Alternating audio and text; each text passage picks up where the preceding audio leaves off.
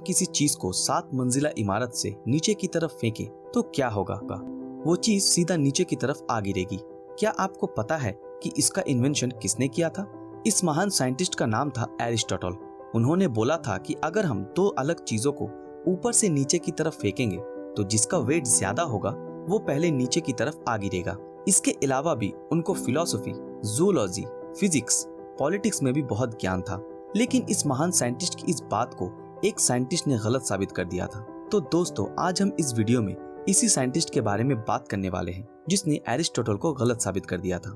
Aristotle का जन्म 384 BC में हुआ था, जिन्होंने बोला था कि अगर हम 2 अलग चीजों को ऊपर से नीचे की तरफ फेंकेंगे तो जिसका वेट ज्यादा होगा वो पहले नीचे आ गिरेगा। इस बात को 2000 सालों तक पूरी दुनिया सही मानती थी। इसके बाद जन्म हुआ एक महान फिजिसिस्ट जिसका नाम गैलीलियो गैलीली था, जिनका जन्म हुआ था 15 फरवरी 1564 में इटली के पिसा शहर में। गैलीलियो एक फिजिसिस्ट, फिलोसोफर, एस्ट्रोनॉमर और मैथमेटिशियन भी थे। 1581 इस साल जब उनकी उम्र 17 साल की थी, तब एक दिन गैलीलियो जब चर्च में प्रेयर के बाद बैठे हुए थे, तब उन्होंने देखा चर्च के ऊपर एक झूमर जो कॉन्स्टेंटली हिल रहा था। थोड़ी देर के बाद हवा जब और जोर से चलने लगी, तब झूमर और भी जोरों से हिलने लगा।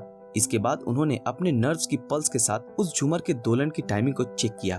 बाद में जब हवा कम होने लगी और दोलन कम होता गया, तब फिर से अपनी पल्स को गैलीलियो ने चेक किया और वो हैरान रह गए, क्योंकि दोलन छोटा होने के साथ साथ टाइम भी कम होना चाहिए था, लेकिन टाइम तो कम नहीं हुआ, टाइम तो एक ही था। इसके बाद गैलीलियो घर लौटे और खुद से ये टेस्ट करने की ठान ली। इसलिए उन्होंने बहुत सारे लोहे और शीशे के बॉल लिए और रस्सी के साथ बांधकर बहुत सारे पेंडुलम तैयार किए और अपने दोस्तों के साथ मिलकर टेस्ट करने लगे। जिसके बाद उन्होंने देखा सारे पेंडुलम का समय एक ही आ रहा था।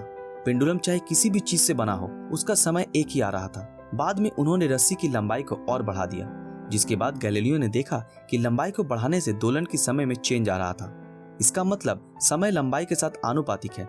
इसके चलते गैलीलियो को यह बात समझ में आ चुकी थी कि जिस तरह पेंडुलम की बॉल का वेट उसके दोलन के समय उसकी स्पीड के ऊपर प्रभाव नहीं डालता, ठीक उसी तरह ऊपर से किसी चीज को नीचे की तरफ फेंके तो उस पर उस ऑब्जेक्ट की भार का कोई प्रभाव नहीं पड़ता।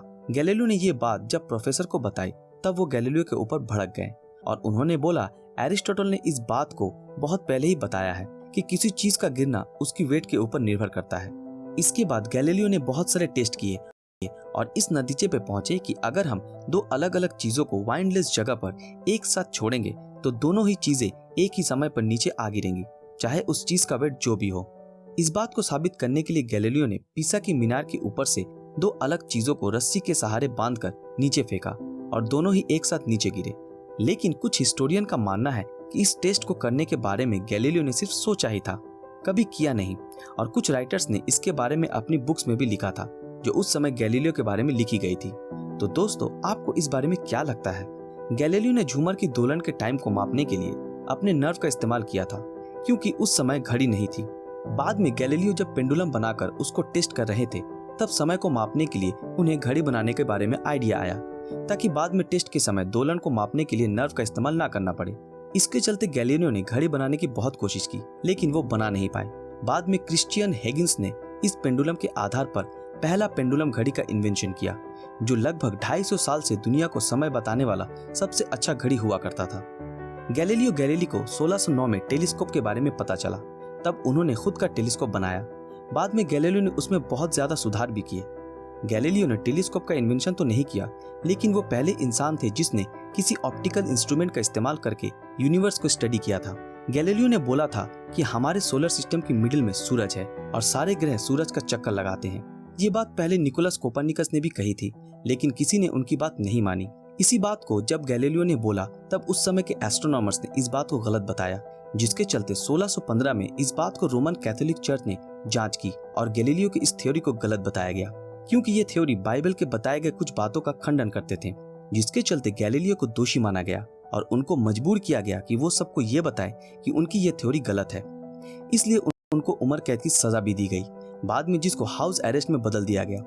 इसके चलते 1638 में गैलीलियो की आंखों की रोशनी पूरी तरह से चली गई। इसके सिर्फ 4 साल बाद यानी 8 जनवरी 1642 में इस महान फिजिसिस्ट का देहांत हो गया। गैलीलियो गैलीली उस समय के एक महान फिजिसिस्ट थे। इस समय के पहले विज्ञान एक आदिम समय में था।